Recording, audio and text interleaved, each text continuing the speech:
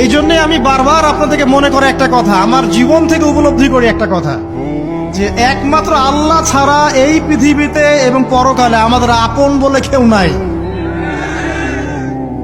বাকি সবাই সবার স্বার্থের জন্য আছে।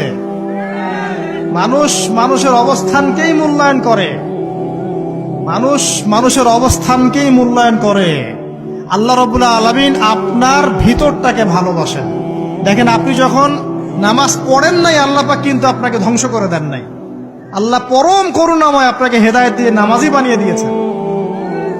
জীবনে অনেক পাপ করেছেন, ইনস্ট্যান্ট আল্লাহ পাক শাস্তি দিতে পারতেন, আল্লাহ পাক দেন নাই। আল্লাহ আপনাকে ভালোবাসেন, আল্লাহ আমাকে ভালোবাসেন।